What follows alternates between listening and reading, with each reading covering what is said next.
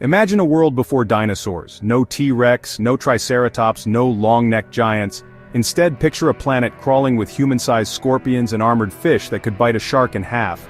Strange reptiles with giant sails basked in the sun, and the land was covered in bizarre, towering plants.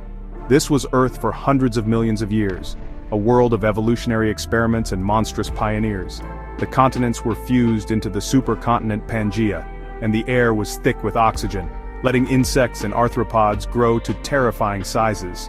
Oceans teemed with life, while the land was just beginning to be colonized by giant ferns and club mosses. Here, the first jaws, backbones, and legs evolved, setting the stage for all future life. These were the original titans, creatures that dominated their world with brute force, armor, and new ways of living. Their fossils reveal a planet in transition, a world inventing itself. Every fossil is a clue, a piece of a puzzle stretching back over 300 million years. We're detectives, piecing together the lives of creatures no human has ever seen. These weren't evolutionary dead ends, they were champions, perfectly adapted to their time. Their reign was long and successful, paving the way for what would come next. Their story isn't just a prelude to the dinosaurs, it's an epic in its own right. To understand them is to witness evolution at its most creative and most terrifying. This is the story of the monsters before the dinosaurs. Welcome to a lost world, stranger than any science fiction. The Paleozoic era. Nearly 300 million years of radical change long before dinosaurs. It began with the Cambrian explosion, a burst of new life in the oceans, and ended with the greatest mass extinction in Earth's history. Continents drifted together, forming Pangea and reshaping climates and habitats. The land was covered in giant ferns and club mosses. No flowers, no grasses. Life was transforming. The first shells, skeletons, and jaws appeared, making the fossil record suddenly rich. Fish evolved, then developed jaws, sparking an evolutionary arms race. Some fish crawled onto land, becoming the first vertebrates to breathe air. For much of the era, invertebrates like trilobites and sea scorpions ruled the seas. Later, fish became the new kings, and eventually amphibians and early reptiles took over the land. The Paleozoic was a time of constant innovation, a grand experiment that produced a menagerie of monsters.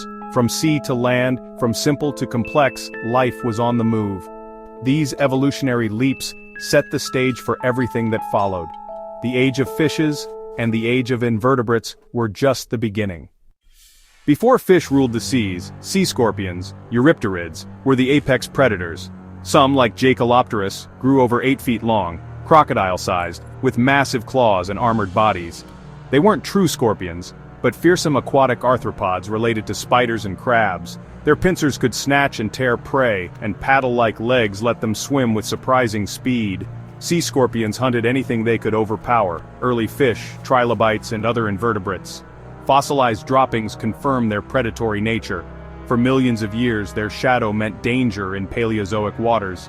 But as fish evolved jaws and speed, they outcompeted the sea scorpions. By the end of the Permian, most sea scorpions were gone, replaced by the rise of vertebrates.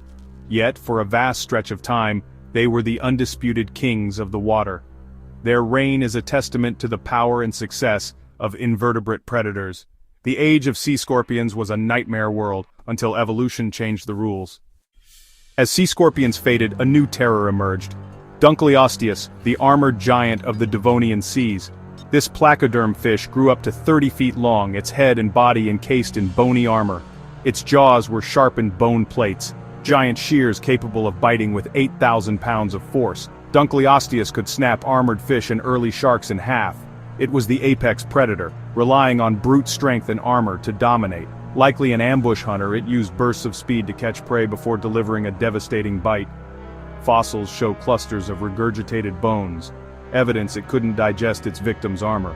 The placoderms were evolutionary successes, but a mass extinction at the end of the Devonian wiped them out.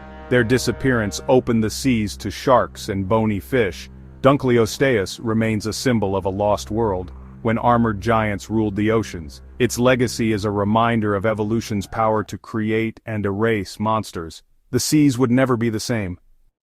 While Dunkleosteus terrorized the oceans, lobe-finned fishes were quietly changing history in swamps and shallows. Their fleshy, bone-supported fins were proto-limbs, strong enough to prop them up and even crawl short distances on land.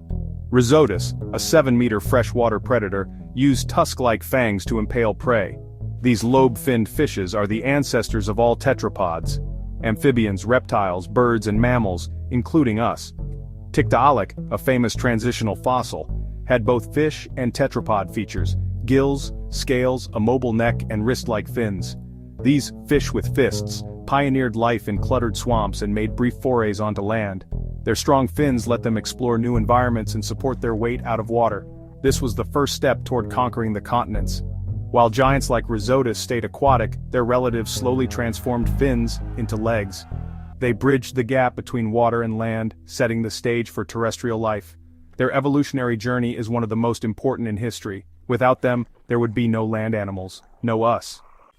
The leap made by lobe-finned fishes opened the land to vertebrates. The first to exploit this new world were giant amphibians thriving in the warm, swampy Carboniferous period. These weren't small frogs, they were top predators, some like Prehistoric reaching 9 meters long.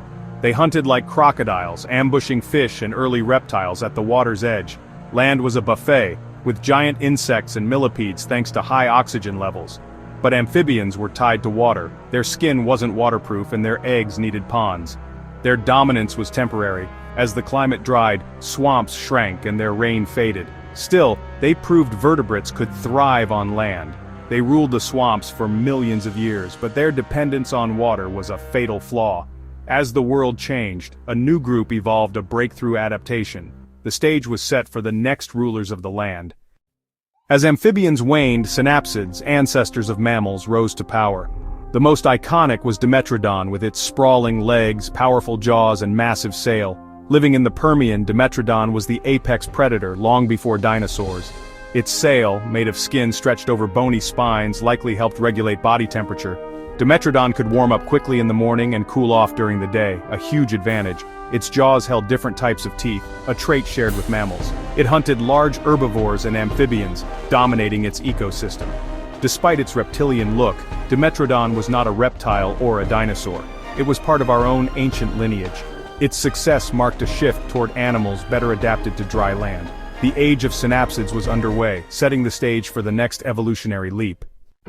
The Paleozoic giant's reign ended in catastrophe. The Permian-Triassic extinction, or the Great Dying. Over 90% of marine species and 70% of land vertebrates vanished. Massive volcanic eruptions in Siberia triggered runaway global warming, acidified oceans, and poisoned soils. The world of Dimetrodon and giant amphibians was wiped out. Only small, burrowing survivors endured the devastation. The entire ecosystem collapsed in a geological instant, leaving a barren, empty world. This extinction was a reset button for evolution, erasing the dominant groups. The intricate world of Paleozoic monsters disappeared, creating a power vacuum. Into this empty world, new survivors would emerge, adapt, and diversify. The Great Dying ended one epic story and set the stage for the age of dinosaurs. The monsters before the dinosaurs laid the foundation for everything that followed. Sea scorpions and armored fish drove the evolution of predation and defense. Lobe-finned fishes bridged water and land, while giant amphibians built the first continental ecosystems. Synapsids like Dimetrodon perfected terrestrial predation and left a legacy. Some would become mammals. The Permian extinction cleared the way for new groups to rise. Small, agile reptiles survived and in the Triassic evolved into the first dinosaurs. Without the fall of the old giants, dinosaurs might never have ruled. Studying these ancient monsters reveals the creativity and resilience of evolution. Their story is our story, a testament to life's endless cycle of rise and fall. The monsters before the dinosaurs remind us, every age has its giants, and every reign must end.